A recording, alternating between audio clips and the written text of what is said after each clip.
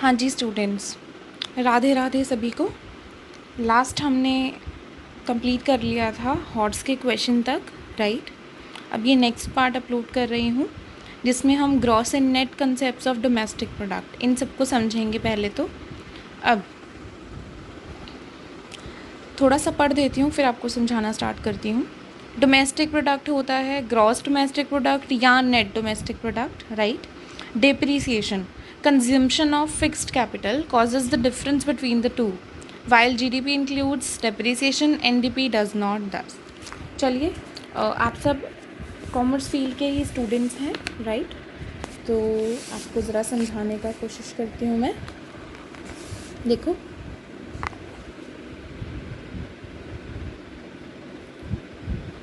यहाँ पे इन्होंने बात करी है डेप्रीसिएशन की, राइट। अब डेप्रीसिएशन का मतलब आप अच्छे से समझते हैं, राइट। अब जीडीपी और एनडीपी, ठीक है। GDP includes depreciation, NDP excludes depreciation. मतलब जब भी आपके पास ओरिजिनली कोई आंसर आएगा क्वेश्चन का वो जीडीपी होगा, अगर उसमें से आप डेप्रीसिएशन कर देंगे minus, you will arrive at NDP, ठीक है। अब सिर्फ डेप्रीसिएशन ही क्यों? क्योंकि हम सेक्टर्स कौन कौन से लेके चल रहे हैं? Producers and house holds, right. तो अब जो भी factors of production house hold producers को यूज़ करने के लिए देंगे वो डेप्रिशिएट तो होंगे ही ना। तो वो एक खर्चा है जिसे हमें कंसीडर करना चाहिए। इससे ज़्यादा आपको समझाने की मेरे हिसाब से ज़रूरत नहीं पड़ेगी क्योंकि +1 में आप सब डेप्रिसिएशन का कंसेप्ट अच्छे से पढ़ के आते हैं। सो दिस वे कोई भी चीज़ अगर ग्रॉस है दैट मीन्स उसमें ऑलरेडी डेप्रिसिएशन है, मतलब उसमें से हमने डेप्रिसिएशन को अलग नहीं करा है और किसी भी चीज़ को जी से एन पे लेके आना है। देखो, इस चैप्टर में आपको बस थोड़ी चीज़ों का ध्यान रखना है, उसके बाद ये बहुत आसान हो जाएगा, ठीक है। कोई भी चीज़ ग्रॉस पे है, अगर उसको नेट पे लेके आना है तो उसमें से डेप्रिसिएशन कर देंगे हम लोग माइनस।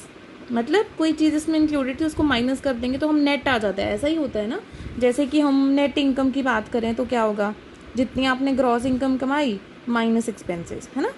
तो यही हमारी से ग्रॉस इनकम थी, उसमें से एक्सपेंस माइनस करा तो हम नेट पे अराइव कर गए। So this way it works, ठीक है। ये आपको सिर्फ समझाने के लिए था, नथिंग टू बी वरीड। अब सबसे पहला कंसेप्ट आपका यही है, जीडीपी और एनडीपी आपको समझा रखा है। मूविंग फर्दर देखते हैं ज़रा आगे क्या है। अब जैसे जीडीपी और एनडीपी था, ऐसे ही ग्रॉस नेशनल प्रोडक्ट और नेट नेशनल प्रोडक्ट। समझ गए? यहाँ पे नेशनल प्रोडक्ट तो आपको निकालना आता ही है, जो ओरिजिनली निकालते हो वो ग्रॉस पे होता है। अगर उसमें से डेप्रीसिएशन हटा दोगे तो आप पहुँच जाओगे नेट पे। तो ये भी सेम कंसेप्ट आपका फॉलो हो जाएगा, ठीक है। अब हमारा नेक्स्ट टॉपिक है domestic product at market price and eight factor cost. अब चलिए पहले थोड़ा सा पढ़ देते हैं फिर आपको समझाते हैं।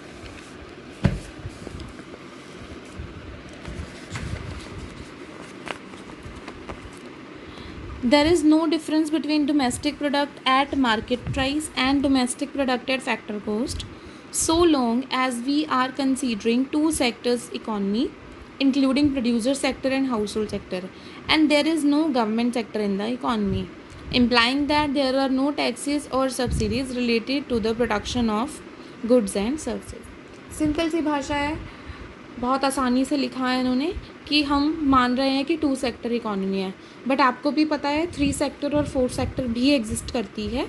तो अभी कहते हैं कि domestic product at market price and eight factor cost. Factor cost आप समझ चुके हो क्योंकि हम फैक्टर चीज़ों को इंक्लूड करते हैं, फैक्टर पेमेंट्स को, इसलिए हम फैक्टर कॉस्ट वर्ड यूज़ करते हैं। अब मार्केट प्राइस वर्ड आपके लिए नया है, वो कहाँ से आता है? वो तब आएगा जब हम मानेंगे 3 सेक्टर इकॉनमी है और डेफिनेटली हम इंडिया में हैं और यहाँ पे डेमोक्रेसी है, यहाँ पे गवर्नमेंट है पावर। तो फिर गवर्नमेंट के सेक्टर को इंक्लूड करना हमारी नेशनल इनकम को कैलकुलेट करते टाइम वो ज़रूरी है, ठीक है। तो अब हम सीखेंगे आगे कि फैक्टर कॉस्ट और मार्केट प्राइस में क्या फ़र्क है। सिंपली टैक्सेस का फ़र्क होगा। अब टैक्स में दो चीज़ें आती हैं, पहले मैं आपको बताना चाहूँगी।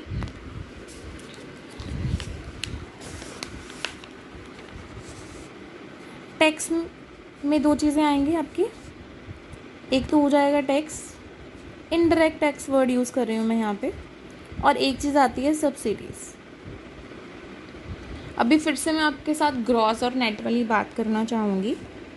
ये है गवर्नमेंट की इनकम, गवर्नमेंट हमसे टैक्स चार्ज करती है और गवर्नमेंट हमको सब्सिडीज़ देती है। सब्सिडी की कोई सिंपल सी एग्जांपल, आपके घर में सिलेंडर आता है आपको, तो उसकी सब्सिडी आपको मिलती है, हर बंदे को मिलती है, राइट। तो वो गवर्नमेंट का हो जाता है एक्सपेंस, है ना। तो गवर्नमेंट नेट क्या कमाती है, नेट गवर्नमेंट क्या कमाएगी, इनडायरेक्ट टैक्स जितना उसको आया उसमें से कर देंगे माइनस हम सब्सिडीज़ को, तो हमारे पास क्या आ जाएगा, नेट इनडायरेक्ट टैक्स। अब यहाँ पे सिर्फ इनडायरेक्ट की बात क्यों हो रही है, क्योंकि हम बोलते हैं कि हाउस होल्ड फैक्टर सर्विसेज देते हैं, उसके बदले में उन्हें फैक्टर पेमेंट्स मिलती है और सिर्फ हम उसको इंक्लूड करके अपनी नेशनल इनकम कैलकुलेट करते हैं। तो बीच में जो डायरेक्ट टैक्स होता है वो लगता है इनकम के ऊपर सीधा, तो उसको हम कंसीडर नहीं करें, क्योंकि हम वो फाइनल बंदे का एक एक्सपेंस मानकर चल देते हैं, तो उसका यहाँ पर कोई रोल नहीं है। आपको सिंपली इनडायरेक्ट टैक्स कौन से हो गए, जो गुड्स पे लगते हैं, जीएसटी लगता है आपका, गुड्स एंड सर्विसेज टैक्स, ठीक है। तो यहाँ पे हम लोग नेट कंसीडर करेंगे। अब आ जाते हैं आगे, कोई भी चीज़ फैक्टर कॉस्ट पे है, sorry, GDP at factor cost, समझ गए, gross domestic product at factor cost. अब मैं आपको बोल दूं कि जीडीपी इसको मार्केट प्राइस पे ले जाओ, तो आप क्या करेंगे, सिंपल, जो भी आपके पास फिगर है उसमें आप इफेक्ट ले लोगे किसका, नेट इनडायरेक्ट टैक्सेस का। अब नेट हमने कैसे निकाला है, इनडायरेक्ट टैक्स माइनस सब्सिडीज, ठीक है। अब चलिए अब आपकी बुक देख लेते हैं, ये समझाने वाला काम ख़त्म हो गया। ये येलो वाला पोर्शन मैं छोड़ देती हूँ, क्योंकि क्लास में भी ये बच्चे ही पढ़ते हैं, तो इसे आप खुद ही पढ़ने की कोशिश कीजिए, कुछ इसमें नया नहीं होता है, जो ऊपर लिखा है उसको एक्सप्लेन करते हैं। Once the government sector is introduce, tax and subsidies start playing their role, and domestic product at market price and domestic product at factor cost becomes different aggregates. This is how it happens. क्या होता है, taxes on goods tend to rise the market price of goods. Accordingly, GDP at market price is increased. Simple है, अगर किसी चीज़ पर tax लगता है तो उसकी वैल्यू बढ़ जाती है, कॉस्ट बढ़ जाती है, तो डेफिनेटली आपका जो domestic product at factor cost आया है, अगर उस पर कुछ टैक्स लगेगा तो उसकी वैल्यू क्या हो जाएगी, बढ़ जाएगी। And subsidies tend to lower the market price of goods, accordingly GDP at market price is reduced. और सब्सिडीज से वो आपका कम हो जाएगा, क्योंकि चीज़ें सस्ती हो जाती हैं सब्सिडीज से। तो अब to restore the parity between domestic product at market price and domestic product at factor cost, हम क्या करते हैं, हम इनडायरेक्ट टैक्सेस को माइनस करते हैं मार्केट प्राइस से, domestic product at market price से, और सब्सिडीज़ को ऐड करते हैं domestic product at market price, तब हम पहुंच जाते हैं domestic product at factor cost पे। अब यहाँ पे ज़रा कंफ्यूज मत होइएगा, ये सिखा रहे, मैंने आपको सिखाया फैक्टर कॉस्ट से मार्केट प्राइस पे जाना, ये मार्केट प्राइस से फैक्टर कॉस्ट पे आ रहे हैं। आगे ज़रा सा फॉर्मूला देख लेते हैं, domestic product at market price, market price मतलब इसमें हमने टैक्सेस को ऑलरेडी इंक्लूड कर रखा है।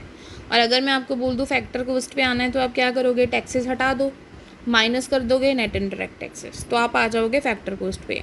अब इसी तरीके से अगर आप फैक्टर कॉस्ट पे हो तो क्या करोगे, आप ऐड कर दोगे नेट इनडायरेक्ट टैक्सेस, आप पहुंच जाओगे मार्केट प्राइस पे, ठीक है।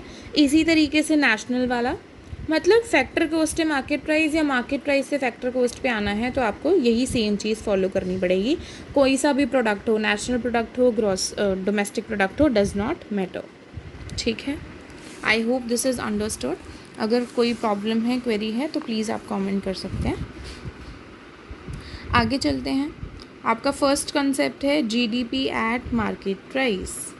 जीडीपी की डेफिनेशन हम ऑलरेडी पढ़ चुके हैं, अब ये मार्केट प्राइस पे है, दैट मीन्स ये मार्केट वैल्यू है किनकी, फाइनल गुड्स एंड सर्विसेज की, produced with in the domestic territory of a country during a period of accounting year, inclusive of depreciation, क्योंकि ये जी है, ग्रॉस में हमेशा डेप्रिसिएशन इंक्लूसिव होती है, नेट में क्या हो जाएगा, exclusive of depreciation.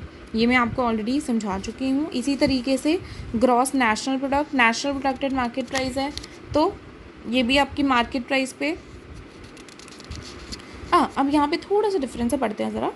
Gross national product at market price is the sum total of gross domestic product at market price and net factor income from abroad. अब ये net factor income from abroad मैं आपको समझा चुकी हूँ, but तब मैंने ना शायद लिख कर एक्सप्लेन नहीं करा था लास्ट वीडियो में, तो मैं यहाँ किए देती हूँ, ठीक है। Net factor income from abroad,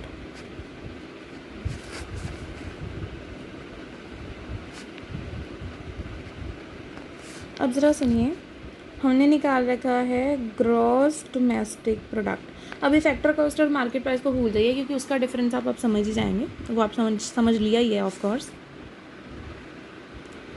GDP, अब यहाँ से हमने जाना है नेट नेशनल प्रोडक्ट पे। चलिए ग्रॉस पे रखते हैं, अभी इसको नेट नहीं करते। ग्रॉस नेशनल प्रोडक्ट पे जाना है, तो डोमेस्टिक प्रोडक्ट में क्या क्या ऐड होता है पहले बताओ। डोमेस्टिक प्रोडक्ट में क्या ऐड होगा? इनकम जो इंडियंस की है, प्लस इनकम जो एनआरआईज की है विद इन डोमेस्टिक टेरिटरी, है ना। मैं डीआर लिख रही हूँ, डोमेस्टिक टेरिटरी, ठीक है, समझ गए आप। अब मुझे जाना है नेशनल प्रोडक्ट पे। अब नेशनल प्रोडक्ट की डेफिनेशन क्या थी? जो भी इंडियंस ने कमाया है वेदर इन इंडिया और एल्सवेयर, है ना, यही होता है। तो फ़र्क क्या है अब? क्या इसमें हम एनआरआईज की इनकम लेंगे जो यहाँ पे है? नो, ये दे रखा है हमें ऑलरेडी, इससे हमें यहाँ पे जाना है। तो इंडिया के लोगों की इनकम ऐड है यहाँ पे, हाँ जी ऐड है।